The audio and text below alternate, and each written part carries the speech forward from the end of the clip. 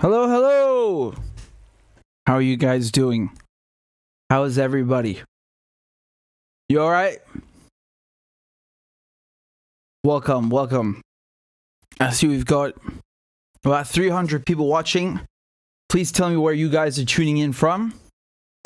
Drop down in the comments your city, your state, your country, your town, and let me know where you're tuning in from. We have a lot to cover today, and very, very serious issues at hand. And I have another special presentation for you in a bit. Okay, so we'll get to that in a second. Look at this, the chat exploding already. Helsinki, Pittsburgh, Yorkshire, Finland, Miami Beach, Egypt, Netherlands, Palestine, Canada, Abu Dhabi, Chicago, Russia, Australia, Sweden, Belgium, Tunisia, Washington, D.C., Iran, Poland, Boston. Wow. That is amazing. That is amazing. Shout out to all of your towns, your countries, your cities. And please make sure you've hit the like button. I ask you because it's necessary. Again, YouTube, the algorithm is not very fond of what we're talking about, so we want to make sure that we fight the algorithm as much as we can. So, what shall we begin with? I think we're going to start with. At the end of the day, everything is related to Ukraine in one way or another. Everything is related to Ukraine one way or another. So let us start with Macron, shall we? And by the way, I want to say something because I said I would give you guys a special presentation in a second, in a short while. That other one that I did the last week, the one about how everything is connected, the Syrian war, the Ukraine war, the Iran deal, it actually went really viral on TikTok. I think it has like 300, almost 400,000 views, which is amazing. And I'm glad, because this is exactly what I'm talking about. Like, we need to educate people. You understand? Like, the mainstream media, they have too much of a hold on the narrative. We can't allow those people to have a hold on the narrative because they're psychopaths, right? They're murderers. They are charlatans. So we have to educate people and give them something that is not curated and manufactured and just raw. Absolutely raw. All right? So let's begin.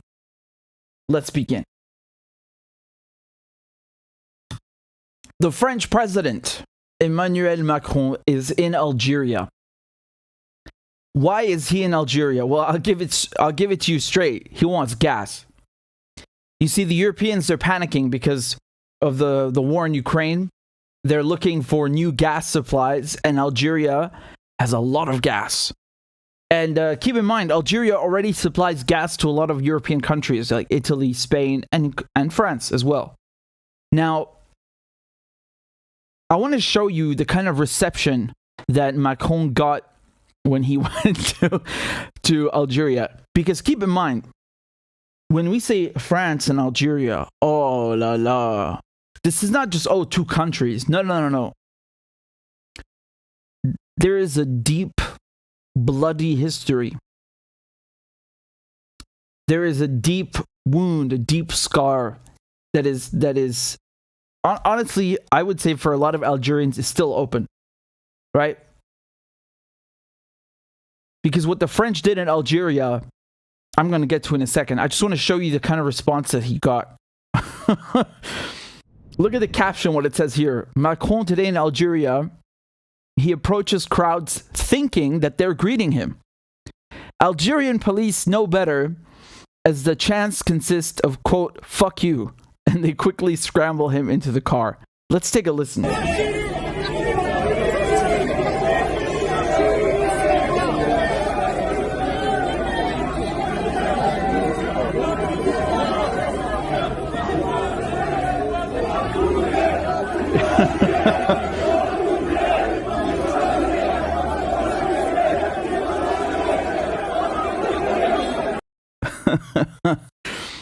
I couldn't hear it at first, but now that I've listened to it a couple of times, I can hear it.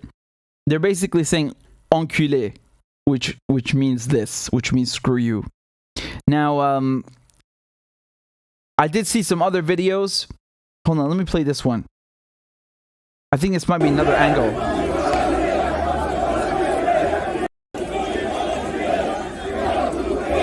You can see them trying to rush him into the car, and he's not listening. He keeps waving at them. I've seen other people saying that they weren't saying screw you. They were saying 1, 2, 3, Viva Algérie, which is a common slogan, right? But I mean, even that, even if it's that, it's still sort of like screw you in a sense. Because this guy, you know, wow, he's really an actor, isn't he? Now, let me break this down for you, man. You know, the French, they occupied Algeria for about 150 years, right? And it ended with a really, really bloody civil war. And of course, in French, it's called la guerre d'indépendance, so they call it the War of Independence. And it's funny because at the time, the French, they would not even say civil war, right? Because it was very embarrassing for them. Because for them, Algeria was not a colony or a mandate like Morocco or Syria. It was part of France. It was a département, you would have a state in the United States, right? So that's how integral the French considered Algeria. And if I'm not mistaken, you had between 1 million and 1.5 million settlers, right? And they all left, most of them. And they called them les pieds noirs, black feet. And so you had a really bloody war of independence from 1954 to 1962. And the number of Algerians killed, I mean, you know, some people call this a genocide because the numbers are so outrageous and of how vindictive it was, right? So the floor, the minimum that we're talking about is 1.5 million. Right, and it really varies. You know, you have some people that say it's 5 million. Some people say it's 3 million. I mean, it doesn't change anything that we're saying, right? Like at the end of the day, these numbers, they're astronomical, they're outrageous, and you have a lot of torture that was carried out at the direction of the French state.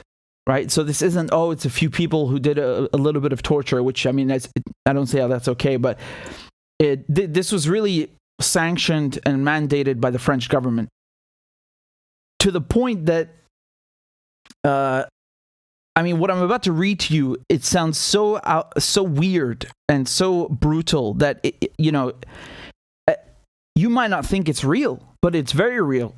Look at this headline over here from France 24.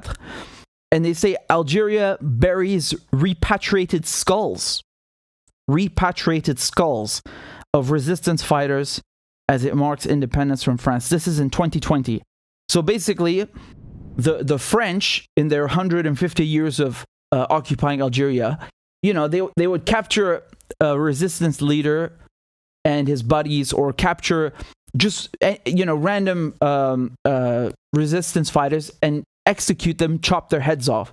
And in some cases, they would shrink the heads. I mean, I don't even know what to say. I don't even know what to say.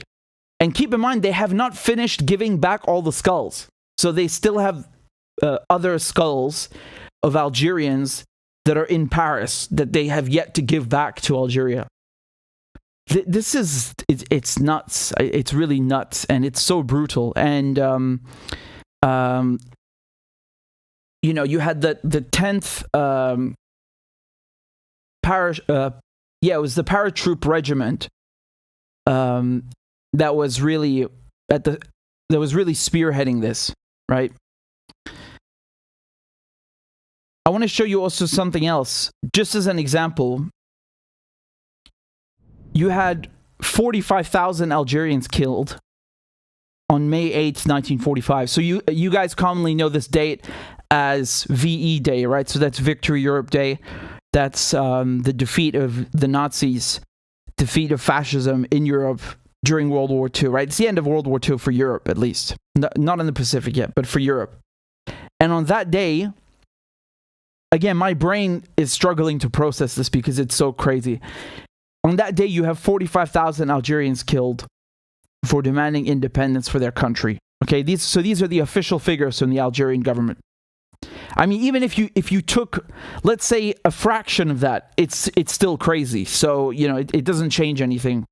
And of course, you have a lot of, as it says here, rape crimes. So it's not just about people being killed, it's also about people being raped, right? You had a lot of women that were raped by the army. And, and of course, they some of them didn't even talk about this for a long time.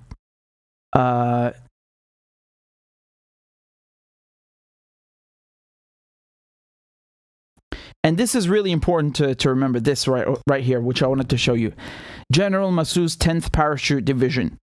Okay, so like I said, they were really at the tip of the spear when we talk about all these brutal crimes. But again, it's you can't say that it was just this one division. No, it's 150 years of occupation, and like I said, we're talking about millions killed. And when we see Macron coming to Algeria, so basically the French, they're begging their former colony for gas. I mean, this is really something. Me, if I were Algeria, I wouldn't give them any of my business, right? So I wouldn't give them any gas. No gas. I'm sorry. We're closed for business. That's just me.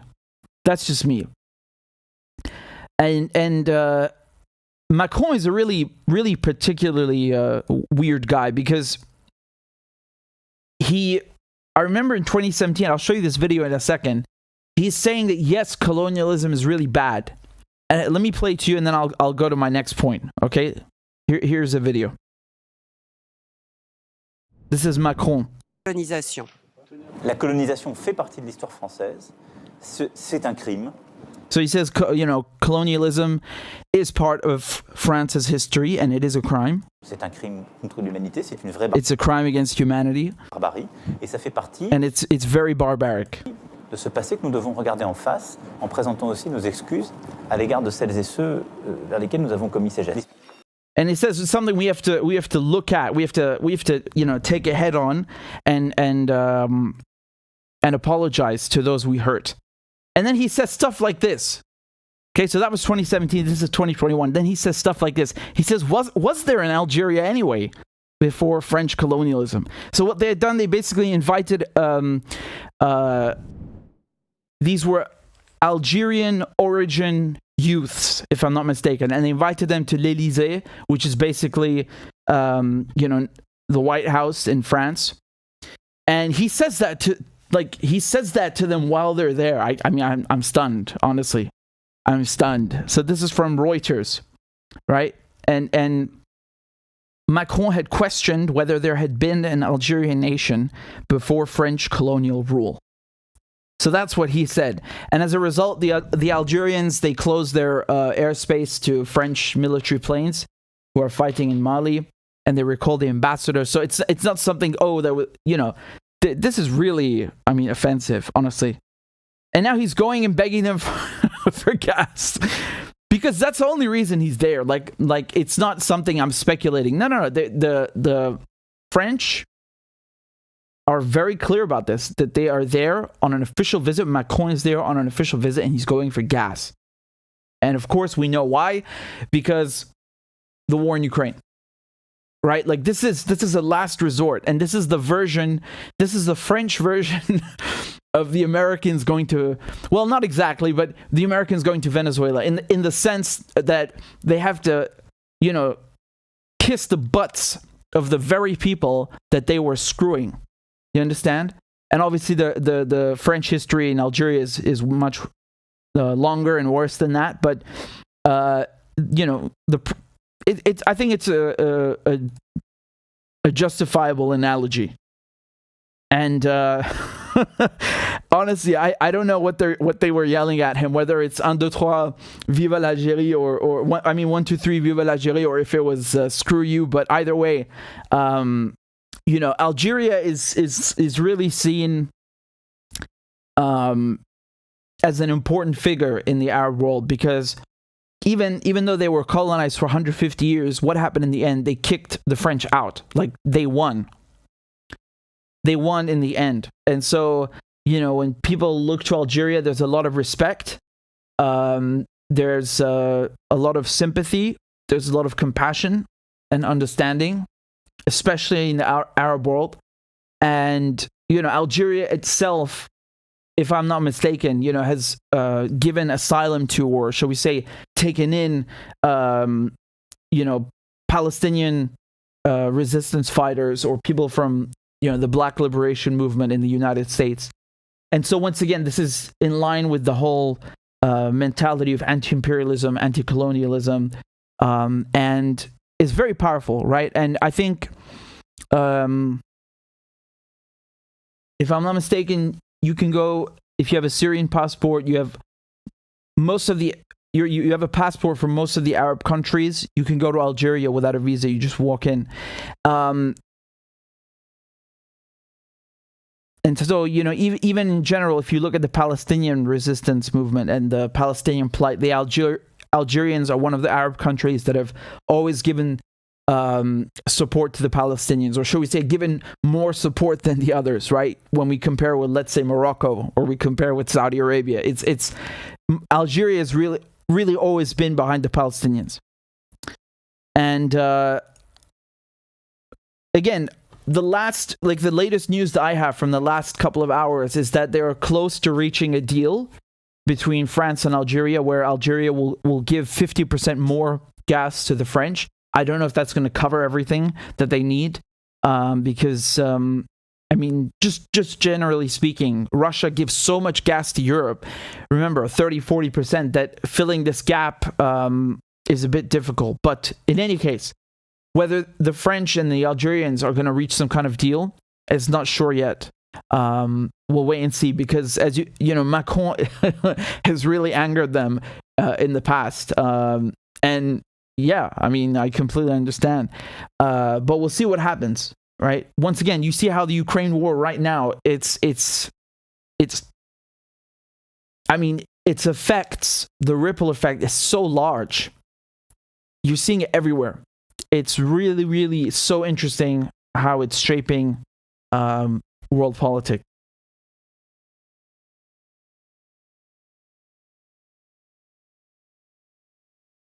So we've got close to 1,000 people watching. That's great. Please make sure you hit the like button. It really helps the channel. And, the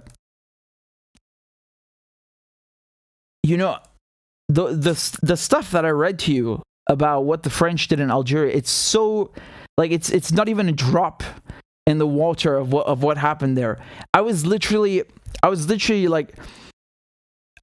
thinking, man, am I even just reading this to you? I wonder if that's going to trigger something on YouTube, because I understand when they block gore and stuff, but this is history. I have to read it to you. To not say it, to not read it, and to not talk about the dynamic, the relationship between the French and the Algerians. That in and of itself would be a crime, right? I have to read it to you, and I have to tell you what they did.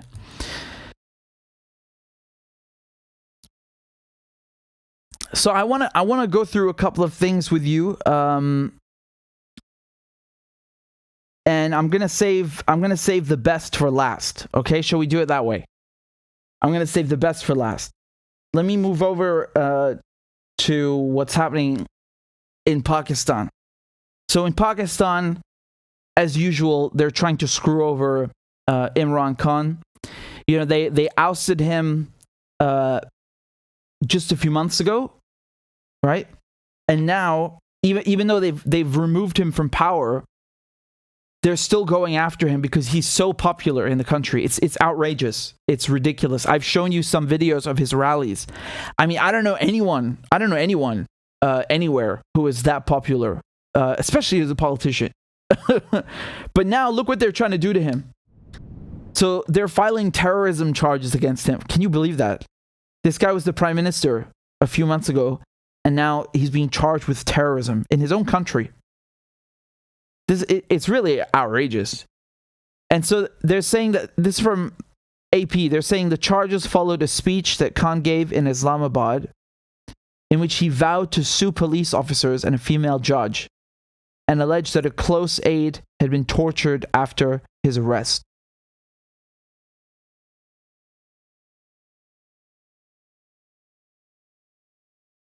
I want to tell you something, man, because this is what they're afraid of. They are afraid of him being able to return to politics someday. And keep in mind, they're going to have elections soon, but whether it's in the next election or the one after, they're really afraid of him coming back to politics, because if there was an election today, he would win. That's it. And they don't want that. And even when they removed him, it was just a bunch of people switching to the opposition and giving them the votes that they needed. It's a bunch of, cardboard politicians that no one even knows, and they just removed him from power like that. It wasn't because the people actually wanted him removed. Anyway, regardless, that's one thing, but the popular support he has, they want to make sure he can't return. And if he's actually convicted on these charges, he would be barred from politics. Okay, so that's really what's going on here. And you have to understand something. In Pakistan, the way things go, you need the support of the military, right? It's like Egypt, okay? You need the support. If you're a politician and you want to survive, you need the support of the military, because the military is its own thing, right? The military is its own thing. The military is very powerful. And they were angry at him because they had this argument over who will be the new spy chief in Pakistan. And remember, the intelligence services in Pakistan, very powerful, very important. And on top of that, you remember the day that the war in Ukraine started, Imran Khan, where was he? He was in Moscow. Now, I think I showed you that clip where he said that he had no clue a war was about to start. But nevertheless, he went ahead and purchased, what was it, 200,000 tons of gas and wheat. The quantity is irrelevant here, but the fact of the matter is he went out, he shook hands with Putin, they did the photo op, and then he bought resources for his people, for his country. And he dealt with Russia. And this is very bad, because the mentality from the West is you need to sanction Russia. You shouldn't do any business or trade with Russia because we want to isolate them, right? And when you go against that, well, okay, you're a threat to us and we don't like you. So, dealing with Russia, that's sinful, that's bad, that's not allowed. And he basically, he didn't do anything wrong. He just angered the wrong people. He's just taking care of his population in Pakistan, and they punished him for it. That's really what it's about. And he says it himself. Khan says it himself that the Americans personally got involved to remove him from office. And this guy, remember, he's very popular in cricket. He used to be a cricket player, and then he went to politics, and now he's even more popular. And this guy is not going to come out and risk his reputation and everything by saying, by accusing the United States of America of plotting against him unless he has ironclad evidence. And keep in mind, another thing that he did, he started criticizing the war on terror. Right, because he said we helped the Americans this whole time. Remember, Pakistan borders Afghanistan, Peshawar, the Khyber Pass. It's all connected. You cannot deal with Afghanistan, especially in this matter, without dealing with Pakistan. And so he's saying we helped the Americans this whole time, and they did nothing but kill us. Right? You have thousands of Pakistanis killed by the Americans. Drone strikes, air strikes, whatever it is. Right? It's something that he was very critical of, the war on terror. And this is, of course, coming at a time where, the Americans just left Afghanistan, really humiliated. Taliban took over immediately, like as if they were never there. But of course, they can't have someone like this in power. Remember, another thing, he supports the Palestinians, right? He criticizes Israel. That's also on the no list. You can't do that.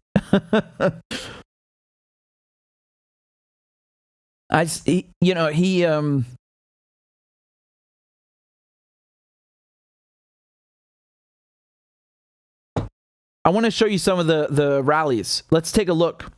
Okay, let's take a look at these rallies. This is from 20th of August. So, just last week. Look at the scores of people. It's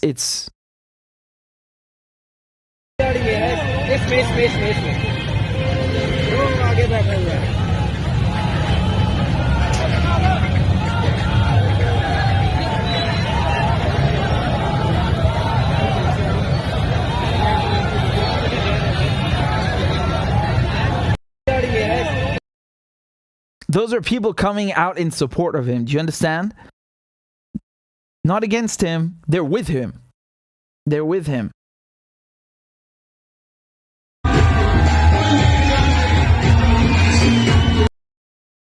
Literally innumerable amounts of people. So of course, that's what happens. You have people who start manipulating the judiciary against you and trying to get you convicted so you don't come back because you're too popular, and we can't have that. If you come back, we want to get rid of you for good. So let me go back very quickly to this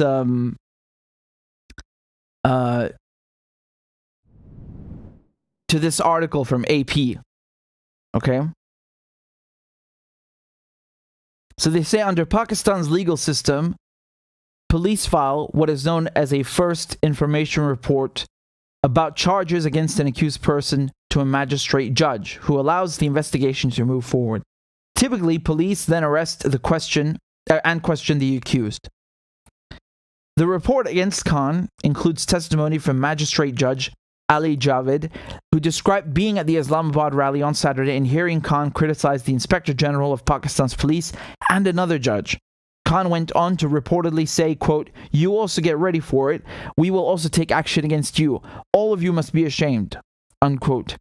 Khan could face several years in prison for the new charges, which accuse him of threatening police officers and the judge under Pakistan's 1997 anti-terrorism law, which granted police wider powers amid sectarian violence in the country. However, 25 years later, critics say the law helps security forces skirt constitutional protections for defendants, while governments also used it for political purposes. There you go. Other former Pakistani politicians, including former PM Nawaz Sharif and former President Pervez Musharraf, also have been targeted in probes using the law. So you see,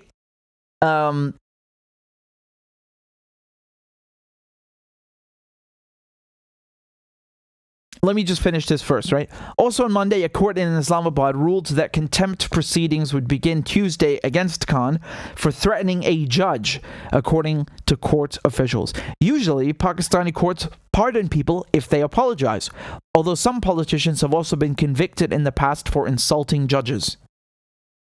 The Pakistani judiciary also has a history of politicization and taking sides in power struggles between the military, the civilian government, and opposition politicians, according to the Washington-based advocacy group Freedom House. Current PM Shahbaz Sharif likely will discuss the charges against Khan at a cabinet meeting scheduled for Tuesday.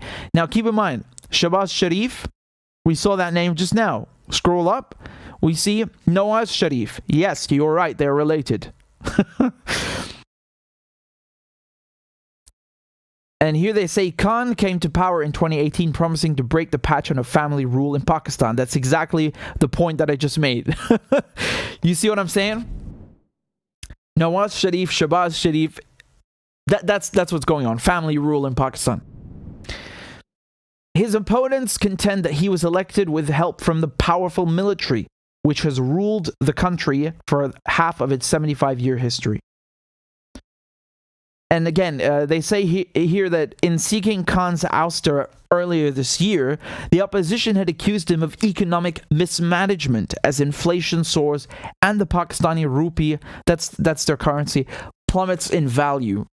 The parliament's no-confidence vote in April that ousted Khan capped months of political turmoil and a constitutional crisis that required the Supreme Court to step in. Meanwhile, it appeared the military similarly had cooled to Khan.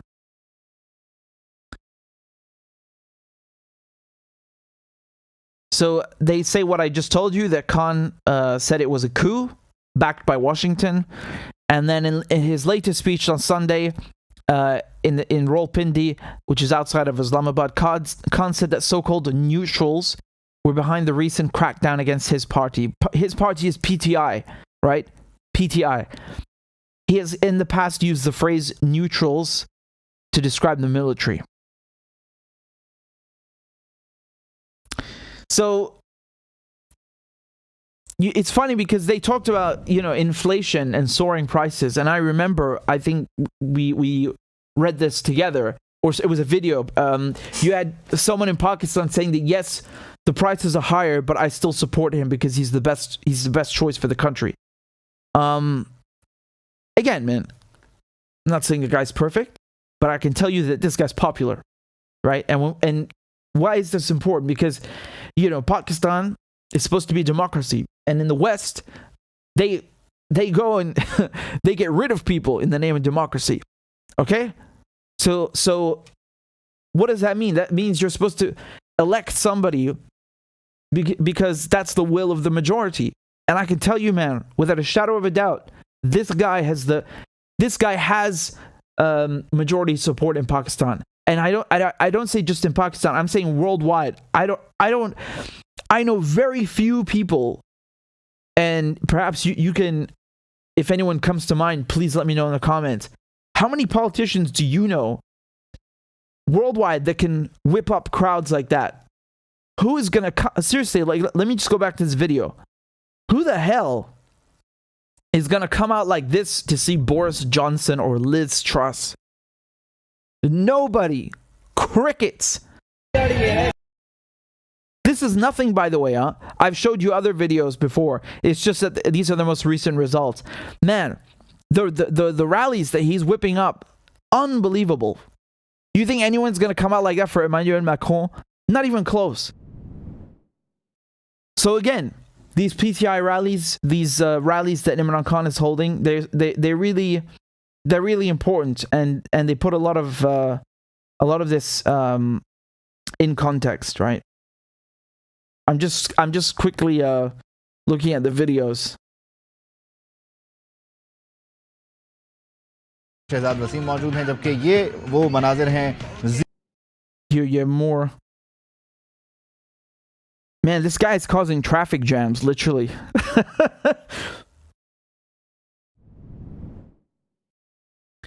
Anyway, I think the fact that they've used this so-called anti-terrorism law from 1997 against other politicians, you can really get a sense that it's really just a political tool. It's not actually about fighting terrorism. Although I have no doubt that Pakistan has certainly used it to those ends, but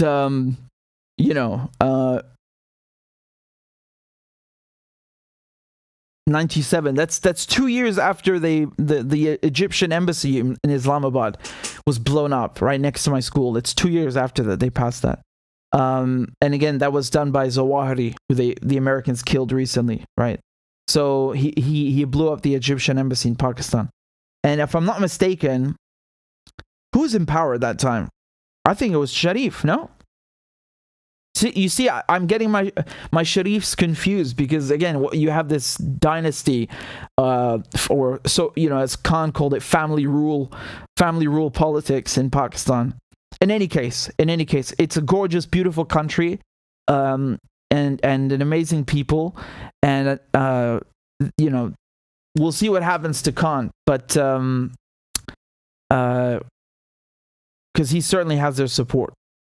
He certainly has their support, but they're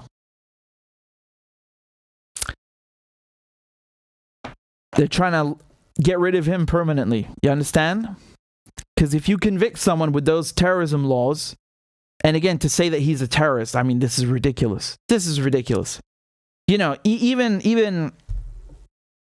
doesn't say that about his critics or about the people that he criticizes, right? Even he doesn't say that. He says, yeah, they're corrupt. Yeah, they're this and that. He doesn't call them terrorists. That's just ridiculous. That is absurd, honestly. And they're not interested. I don't think they're even interested in sorry, I'm just scanning in through the article. Because I wanted to say something else that's very important. This is very, very, very important. When Imran Khan was giving a speech just the other day, this was on Sunday, do you know they actually took down the internet in Pakistan so people could not watch his speech? And it's even in the AP article, right? So, Internet Access Advocacy Group NetBlocks said that internet services in Pakistan blocked access to YouTube after Imran Khan broadcast the speech on the platform, despite a ban issued by the Pakistan Electronic Media Regulatory Authority. Like, how popular do you have to be to start getting banned like that, man? Unbelievable. Unbelievable. So that's another important thing I wanted to tell you, that they were taking down the internet and taking down YouTube to block his speech. That is really something. Here, this is from Reuters, right? August 22nd.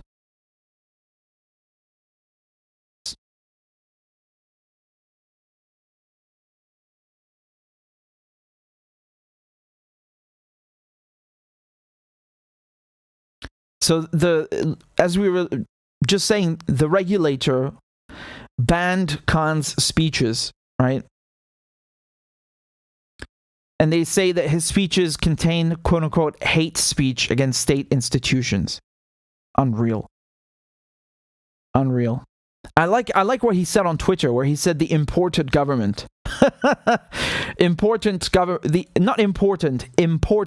So brought from outside the country. Imported government blocked YouTube midway through my speech. That is incredible.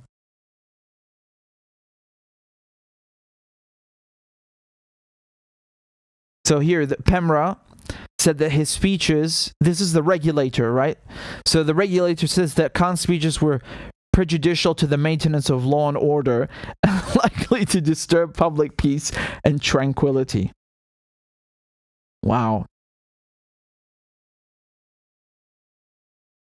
So basically what they did is they ended up banning live broadcasts of his speeches by news channels, but they made an exception for recorded speech. So basically, Imran Khan, you're not allowed to broadcast anything that he's saying live. Neither is he. No one is allowed to. But if it's recorded, then it's okay. I like this next sentence. Say, soon after Saturday's television ban, Khan's party vowed to go live on 500 plus YouTube and Facebook channels. Amazing. Khan said that he was being censored for not accepting the current coalition government, which had voted him out of power. Well, that's true. They are literally censoring him. That's it. It's not. I don't see it as something that he is saying. It's really a statement of fact.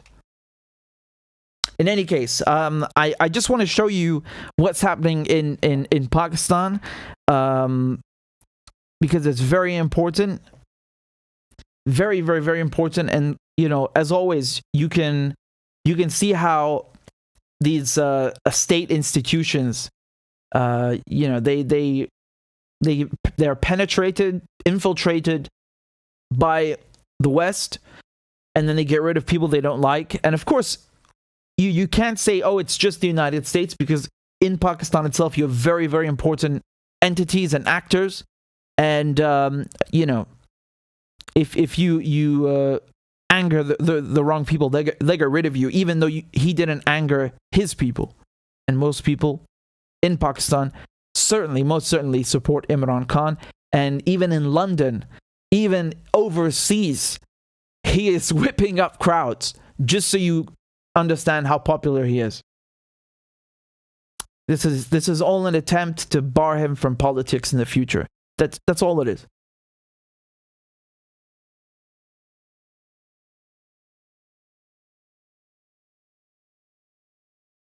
So I see we've got 800 people watching, but only 600 likes. Please, guys, make sure that you've hit the like button. It's very important. And we've also got, we're on Rockfin. So all of those of you who are tuned in on Rockfin, that's great. And it's good to see you there again. I wasn't on Rockfin for a while. I had issues with the stream, but everything is fixed. So basically, for those of you who don't understand what the hell I'm saying, I am live streaming on YouTube and also on Rockfin. And Rockfin is basically another platform just like YouTube. You have to make an account to use it, but it's completely free. At least my stuff is completely free. And I use it because they don't have censorship. They don't ban people because they go against the mainstream media narrative. And that's very good. So, you know, it's sort of a backup. I think we have almost 20,000 subscribers there. So if you haven't subscribed, please do. It's rokfin.com/RichardMedhurst. So let me just see very quickly. I think we had a super chat just a moment ago. Let me read that to you. I still haven't gotten to my main stuff, right? So we're just warming up. This is just the warm up. This is just the warm up.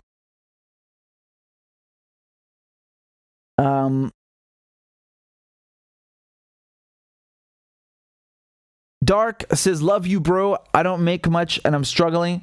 Well, I appreciate that very much. Thank you for your contribution. And again, thank you to everyone who is here supporting the show, supporting the channel, whether it's financially or even just liking the video. I appreciate it very much. Thank you, Dark Dragunov. I really appreciate that. And I actually don't have my phone. I don't know where it is. But because we sometimes, when I get donations on PayPal, I'll get an email and then I can read out the questions or comments that you guys have. So I'll get my phone in a second. But yeah, let me move on to the next topic in a second. Hold on.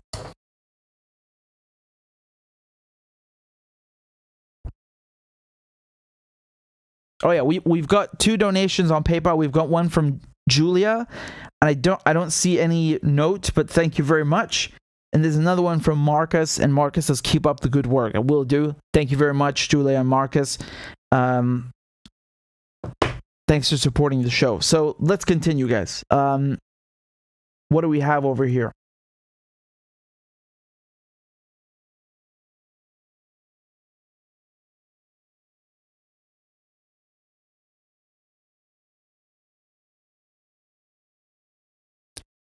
Okay.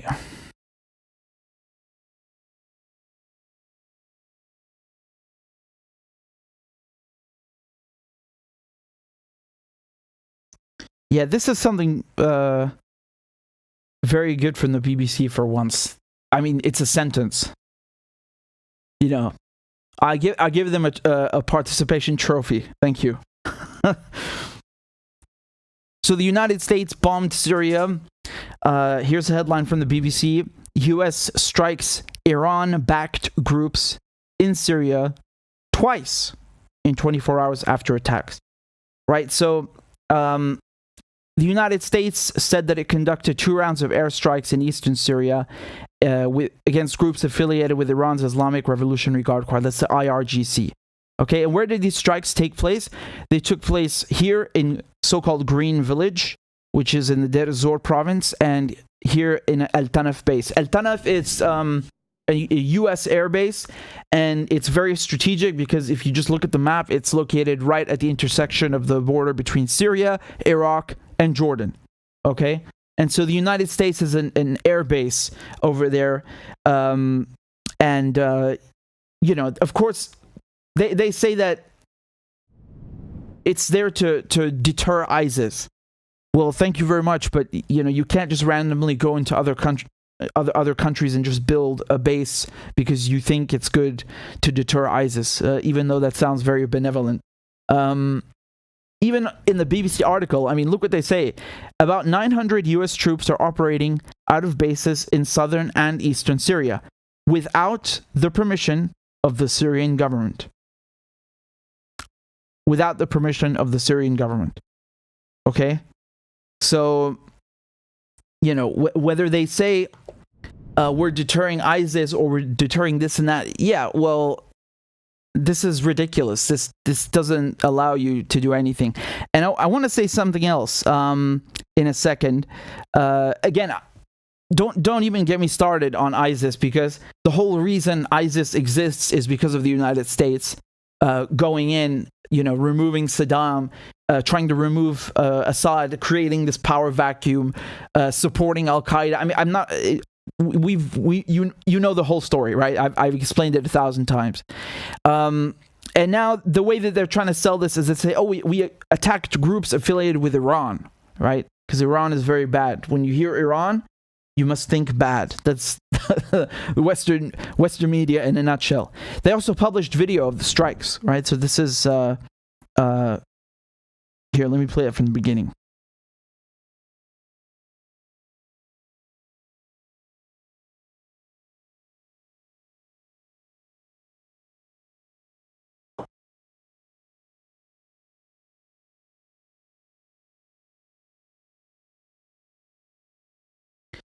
Right, so their argument, the Americans' argument, is that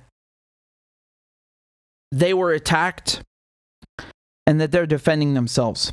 All right, this is what Undersecretary of Defense Cal said. He said, quote, "The United States will not hesitate to defend itself against Iranian and Iran-backed aggression when it occurs." Okay, in moments like these, I feel like it's really good to have a globe with you to explain this. Because the United States is over here, and apparently the United States is defending itself all the way over here in Syria. Seems a little odd.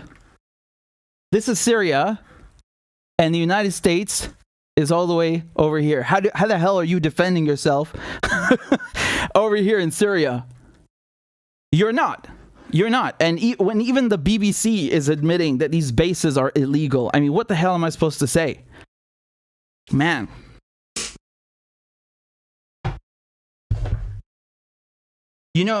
This whole Iran-backed thing is also funny because just because a group could be an Iraqi group, could be a Syrian group, who the hell knows? But just because they happen to have support from Iran, that doesn't make them an Iranian group. When you go and you put a base in someone else's country, and you bring soldiers there with weapons and munitions and planes and helicopters, you're going to piss people off and they're going to fight you. Just like if Syria built a base in the United States, people would fight it. They would attack these bases. So I don't know how you can talk about defending yourself when you're on the other side of the planet. Right, and you have no business being there. Even in Iraq, what the hell are they doing in Iraq? Right? The Iraqi parliament said, get out. The Iraqi parliament voted to kick out the Americans. I mean, they didn't invite them in the first place. In case you remember that the United States invaded Iraq in 2003, and it's still there. So, their way of selling this is saying, oh, it's an Iran-backed group. No. It's nothing to do with Iran. And even if it, the Iranian foreign ministry, by the way, came out and literally said, we have nothing to do with these groups and we have no clue what you're talking about. Okay? And, what I think any sane person would argue is that whether the group is backed by Iran or by, Venezuela or Cuba or Tanzania or China is really irrelevant. that's really irrelevant because Syria has the right to, forge and form alliances with other countries and ask them for help when it's being invaded. You understand? Right? And that goes, by the way, for that also goes for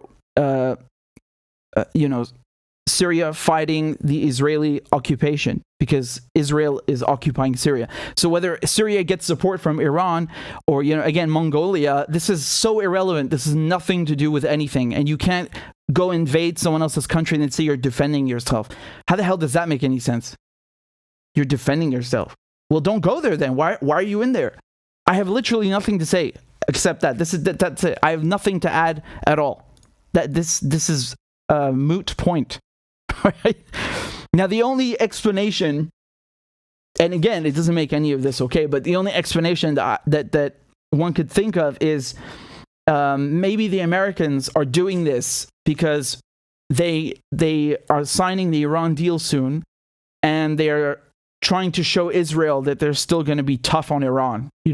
They want to signal to the Israelis that, hey, don't worry, even though we're signing this deal that you don't like, we still have your back. Please excuse us. We apologize.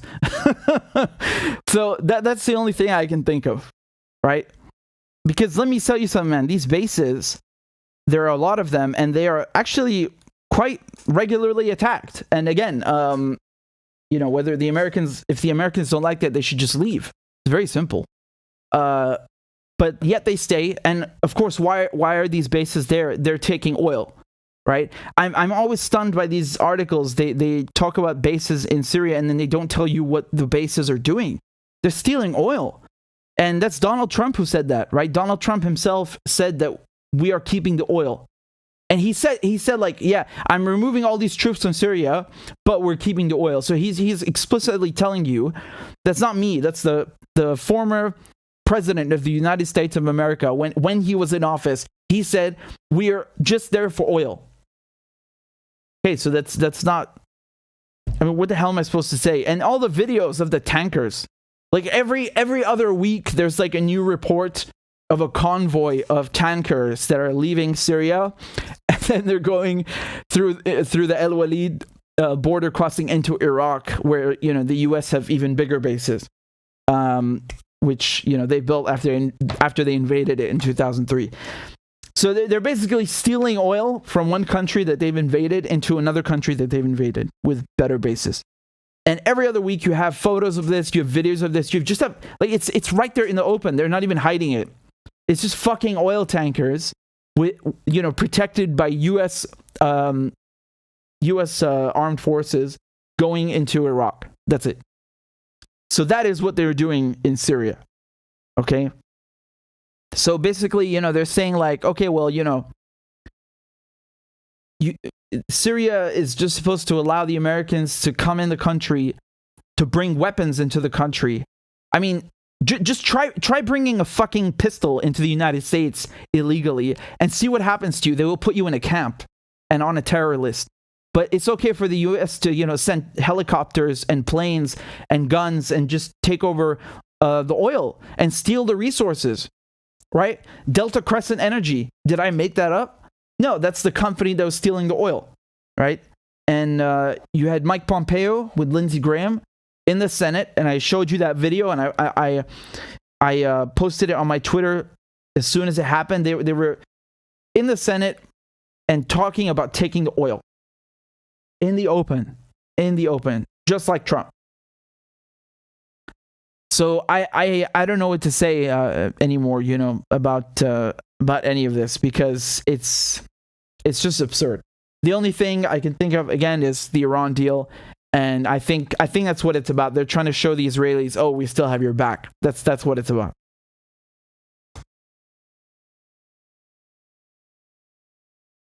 So speaking of the Iran deal, let's go. Let's dive right into that.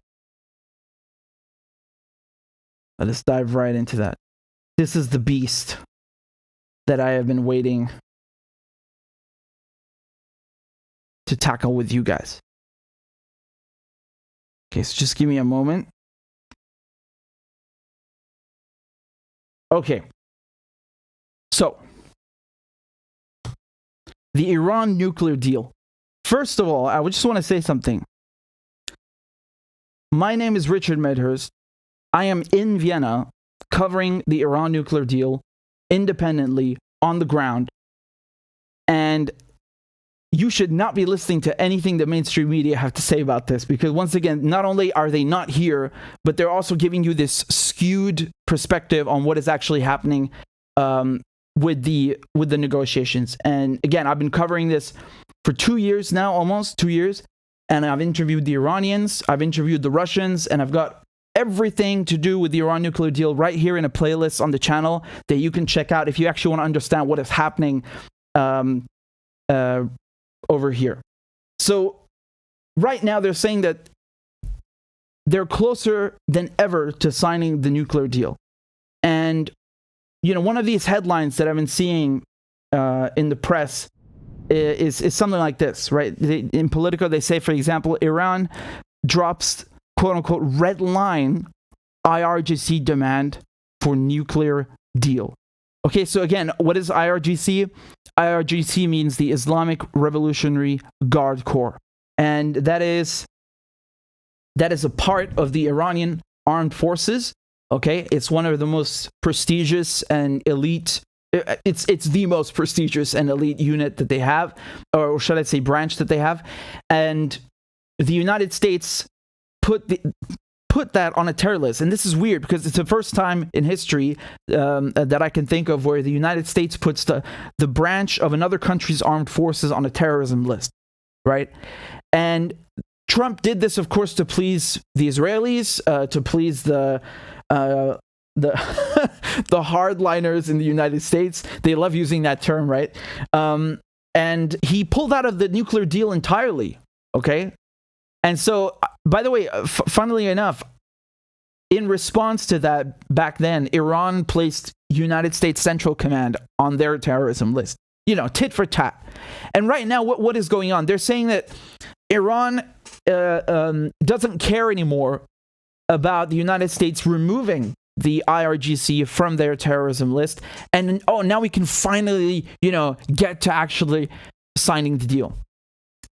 Now, this is very incorrect and very, very skewed. And I think they're saying this on purpose to try and sell the deal at home, right? To make it look like, Iran was the one that was really, huffing and puffing and standing in the way and not letting us proceed and get down to business. No. They were the ones in the way with their red line at IRGC. No. Iran certainly wants the IRGC removed from the list, but it wasn't a prerequisite. Right? I never heard this. That removing the IRGC is a prerequisite for getting back in the deal. And I want to be very clear. Iran is in the deal. Nothing changed except the United States leaving the deal. Okay? And let's say but Iran breached all the limits in the deal. Yeah, once again, it's allowed to do that under the deal. If you actually read the fucking thing, you would know that. And another thing that comes to mind why Iran wants the IRGC removed from the list is because when you're sanctioning, military officials, you're sanctioning people for just joining the army and being in this unit, then obviously this goes against the nuclear deal. I mean, right here, they talk about facilitating here you go. So this is under Section 33 in the nuclear deal. They say that the EU plus 3 and the E3 and Iran will agree on steps to ensure Iran's access in areas of trade, technology, finance, and energy. The EU will further explore possible areas for cooperation between the EU, its member states, and Iran, and in this context, consider the use of available instruments such as export credits to facilitate trade, project, financing, and investment in Iran. And over and over and over in the deal, they always talk about facilitating economic, economic trade and other sectors for Iran, right? Facilitating access to those sectors. This is very important. And when you're sanctioning an entire branch of Iran's military, well, obviously that goes against the deal. So, this is a really complicated matter, but I want to make it clear that I don't think this is correct. I think it's very skewed for CNN and all these outlets to say that Iran dropped this key red line demand. Again, I never heard that this is a red line. I can understand why some people would say it's a red line because it goes against the deal, like I just said, but I don't remember it being in the negotiations. And, the thing is, the Americans, they got humiliated in Afghanistan. That was a huge flop for Biden.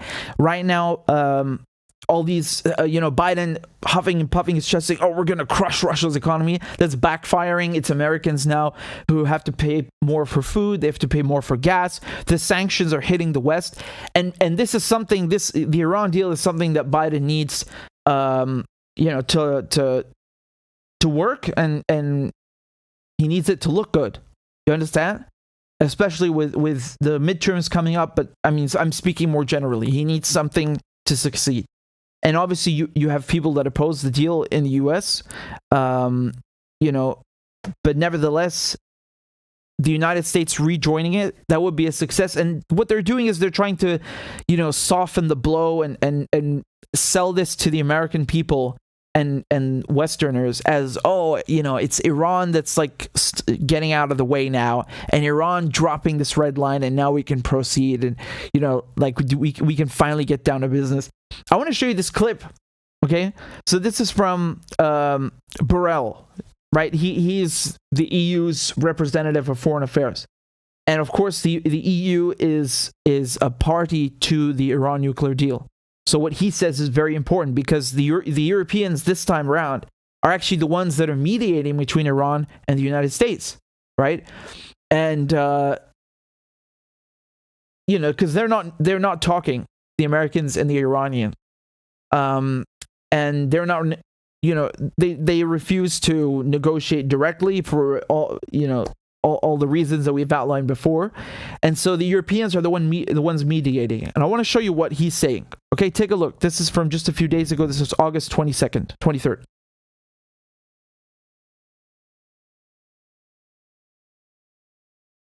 Is it possible to make the agreement, the JCPOA, which is a name for the nuclear agreement, is something we can be able to bring in the right path? The situation is the following, and I can explain it because it's no secret. There's was a proposal as coordinator of the negotiations, saying we've reached this point. This is the balance that I believe we can achieve. I don't believe we can make it better for one side or the other. I communicated this to those participating in the negotiation, that is the US and Iran, but also others like the British, French, Chinese, and the Russians. There was a response from Iran that I considered reasonable. This was transmitted to the US. The US has not formally provided a response, but we're waiting for their response. Right, so that's the key sentence that you've seen repeated, in a lot of places, that Iran has issued a reasonable response. So, basically the Iranians looked at the draft proposed by the EU, and they're okay with it, right? And they gave their feedback to the Europeans, and now it's gone over to the Americans. And so, if the EU, so it's not Iran saying this is Borrell saying this, that the Iranians are being reasonable. How does that, how do you reconcile that with the narrative in the media that, Iran finally dropped this red line? He's not saying any of that. I'm going to show you, this is Ned Price. He's the spokesperson for the State Department. Let's take a look at what he had to say. The president has been clear. He's been firm. He's been consistent that he will not lift the terrorism designation on the IRGC. Iran's demand that we do so has been removed from the latest version of the text that we have seen. And that's part of the reason why a deal is closer now than it was 2 weeks ago. But the outcome of these ongoing discussions still remains uncertain, as gaps do remain. So once again, let's be clear. Iran saying, hey, can you please remove the IRGC from the list, is not the same as Iran saying, you better remove the IRGC from that list or there's no deal. Those are two completely different things. Here's Lapid, the Israeli prime minister or caretaker. We have made it clear to everyone, if a deal is signed, it does not obligate Israel.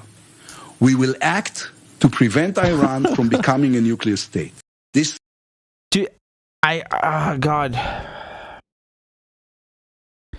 What does that even mean? The deal is geared towards that. The whole point, well, not the whole point. There's one benefit for the Iranians is no sanctions.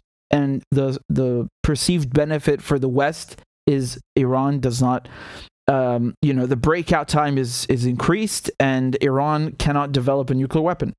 So what are you talking about? They make no sense. This money will not build schools or hospitals. This is $100 billion a year that will be used to undermine stability in the Middle East and spread terror around the globe. Wow. That is amazing. All right. Wow. I don't even know what to say. I'm just stunned. I'm just stunned. To spread terror around the globe. What does that even mean? Like he's trying to make it so like such a big deal. This is literally just the Israelis, towing the same line.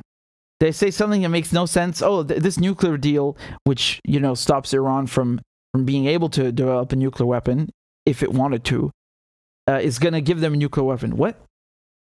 And then say the money. Keep in mind, they're saying that he said this money is not going to be used to build schools or whatever. Dude, that money literally belongs to Iran. No one is giving them money. It's just giving back stuff that was taken from them. Yeah, I mean, I don't know what they're going to do with the money. I have no clue. With the sanctions, best believe some of it needs to be used for that. There's no question. They've been trying to destroy Iran for decades, ever since the revolution. So Iran is busy trying to play catch up the whole time under sanctions. And then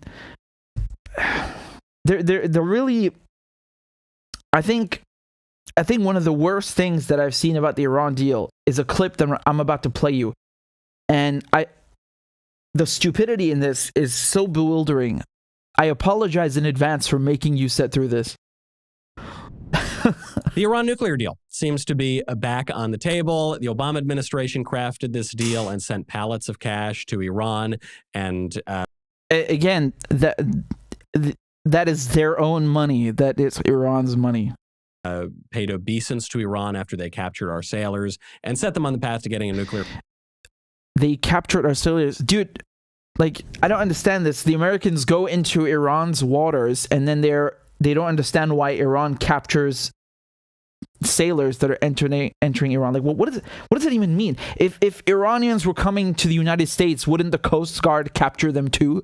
What does this even mean? What does this have to do with the nuclear deal? The stupidity.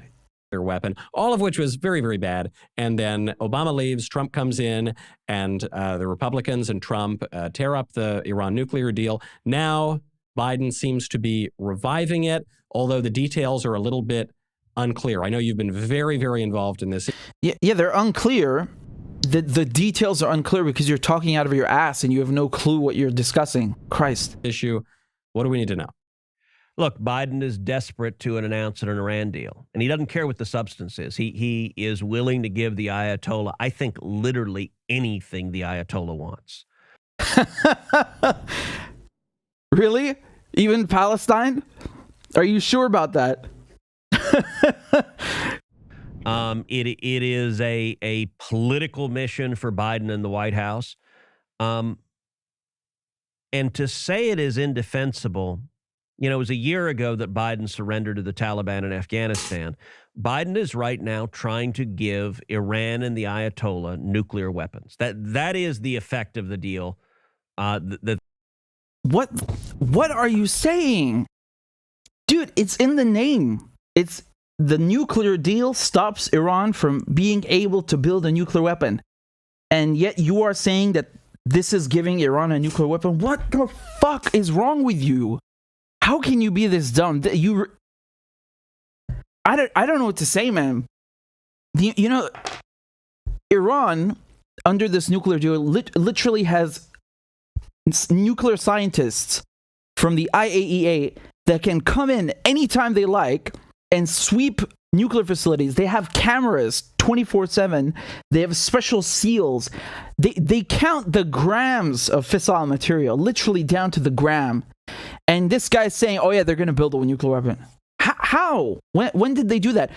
When there was a nuclear deal, when the United States, and everybody, they signed it 2015 and 2016, you had Iran complying 100%. Even the nuclear watchdog of the United Nations, the IAEA, said that, okay? And I've pulled it up I pulled up the statement for you a million times. The International Atomic Energy Agency, that's the UN's nuclear watchdog, the one that is tasked with actually monitoring and verifying that Iran cannot exceed 3.67% of uranium enrichment, is the one that checks all of these facilities. And they said there's no problem. And Ted Cruz is sitting here saying, oh, they're going to build a bomb. Based on what? Based on what? Please give me the evidence. Give me the evidence and I will sing it from the rooftops, but they don't have any, and he's talking out of his butthole. They are negotiating is to make it inevitable that Iran has nuclear weapons. And let's be clear. Oh my God. The Ayatollah leads chants of death to America and death to Israel with thousands of people. In fact, every year they celebrate in Iran what they call Death to America Day. And that is, it is the anniversary of the Islamic Revolutionary Guard taking American hostages in 1979 in Iran. And that is... Look, man, look. I'm not saying it's okay to take anyone hostage. I just want to be clear on something. When we, meaning the UK and the US, plunder Iran's oil and literally plot a coup to remove its prime minister and install a puppet king, then obviously they're gonna be very fucking angry at this and at us. You understand? What do you expect? I mean, imagine Iran ousted the president of the United States and installed a puppet and stole America's resources for decades. What the fuck do you think people in America would say about Iran? Man. Is in effect a national holiday where they celebrate it in Iran every day. Right now today, the current Ayatollah, Khamenei, is actively trying to murder the former Secretary of State of the United States, Mike Pompeo, the former National Security Advisor in the White House, John Bolton, and another State Department official, Brian Hook. All three. Yeah. As you guys know, Iran has so much money, right, that it has nothing better to do than to go and assassinate U.S. officials while trying to negotiate a deal with U.S. officials.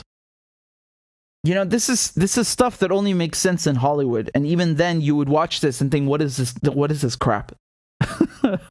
Right? What is this crap? And by the way, I want to highlight something. When he says taking hostages, he's talking about in 79. That was not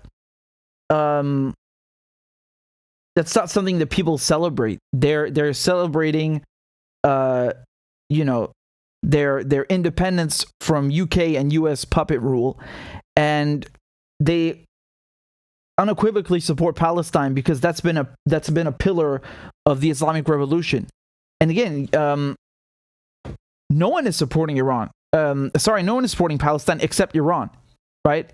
Even the Arab countries, many of them, at least the governments, They don't support Palestine. So, this is these are some of the reasons why they hate Iran, because they can't take its oil anymore.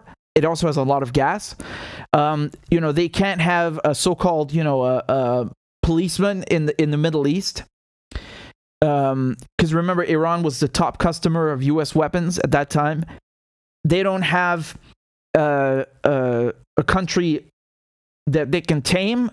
Now, instead, Iran supports Palestine. So this is bad for Israel. Many reasons, man. And at the end of the day, none of this has anything to do with the nuclear deal. This is, unbelievable. Like, they take you off into some completely ridiculous discussion. Here's Netanyahu. Sorry, I apologize for showing you these idiots. Could you tell me what your greatest concern is at this hour? I think this is a horrible deal, a dangerous deal that will pave Iran's path with gold, a golden paved highway to a nuclear arsenal.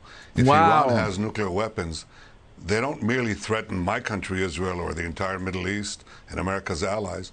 They threaten you directly, because simultaneously with developing nuclear weapons, they're developing the means to deliver them across continents. So you could have in Iran, governed by these fanatic ayatollahs, who will hold every American city hostage to nuclear weapons.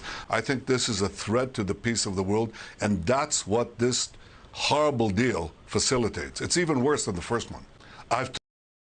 Wow.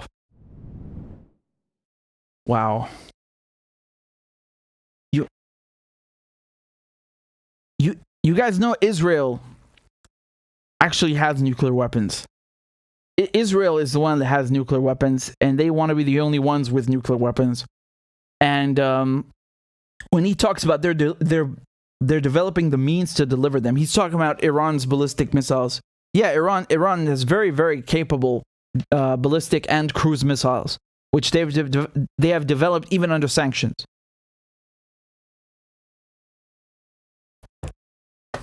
I'm not even going to respond to this stuff. It's so ridiculous. It's so cartoonish. And I love how they're all sitting there nodding like, oh yes, this is very true. Yes, absolutely. Yes. Christ.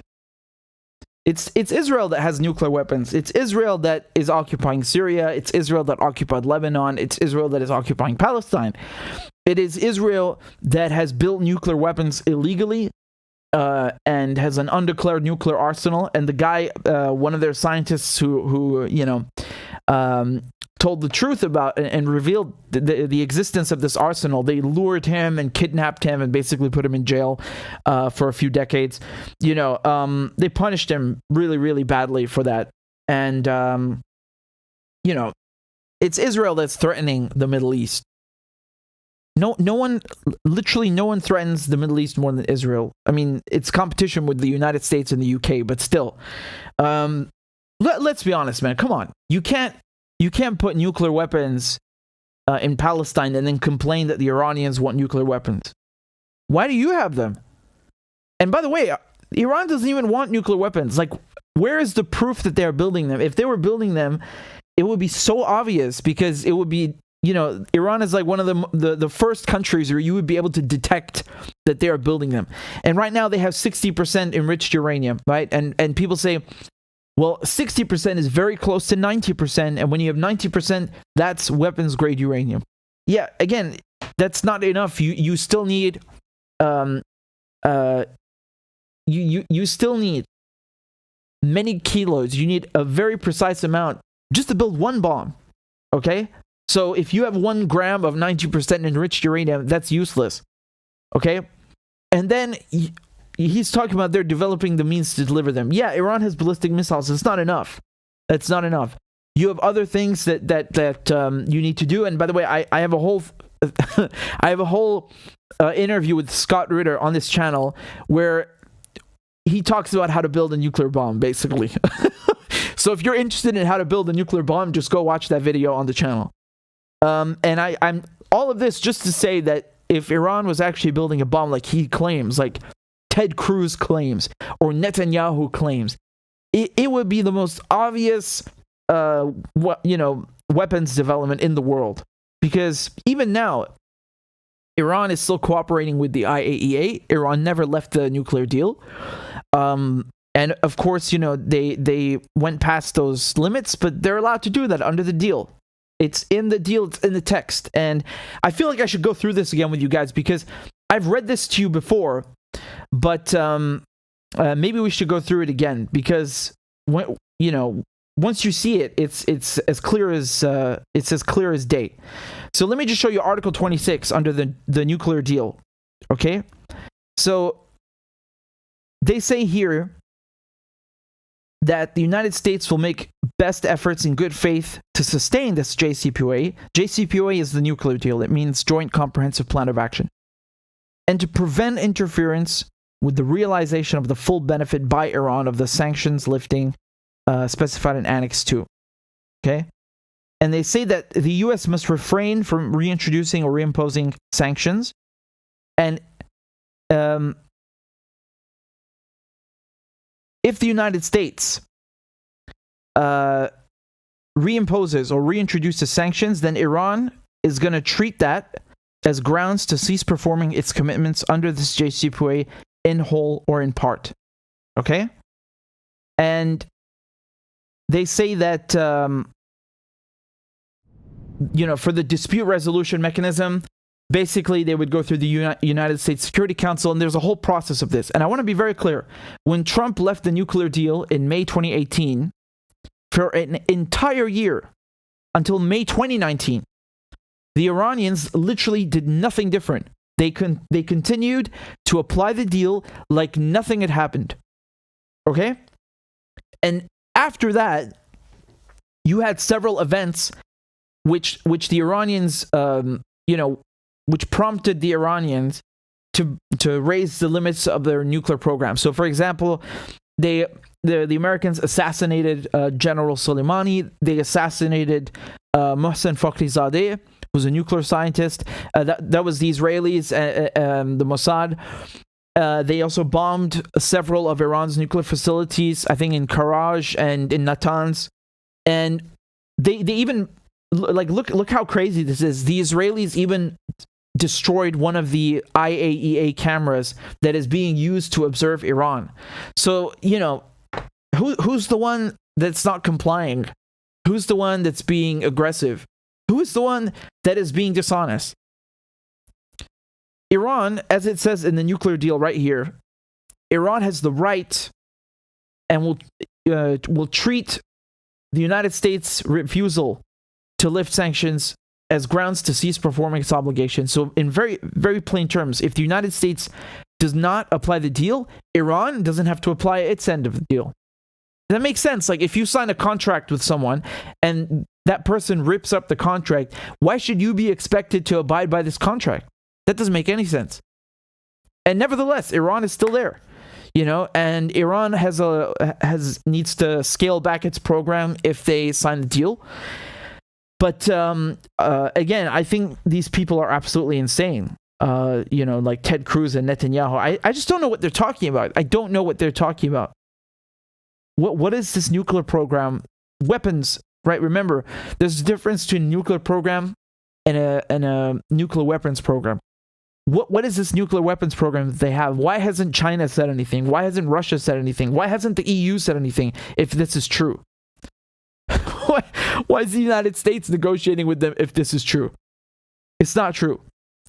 Israel just wants to keep Iran isolated. You understand? That's a very important point to understand. The nuclear deal is not so much about, you know, blocking Iran from building a bomb. It's more about lifting sanctions.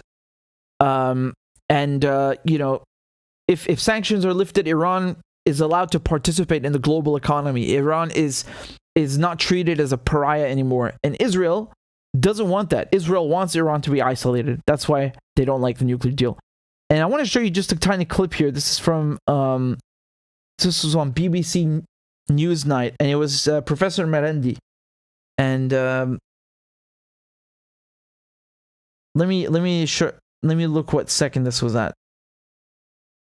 And of course, we know what Trump... Sorry, just to interrupt, what does that mean? You know, you say the deal must include Iran's sovereign right. What are your lines in the sand? What is it that will get this over the line for you?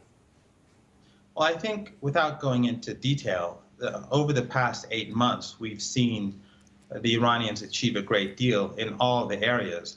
With regards to verification, in 2015, the verification was basically about Iran. The IAEA, the International Atomic Energy Agency, would checklist what Iran did, but there were no checklists really for the American side. That has been rectified. Or sequencing. The Americans will have to make certain moves before the Iranians make moves.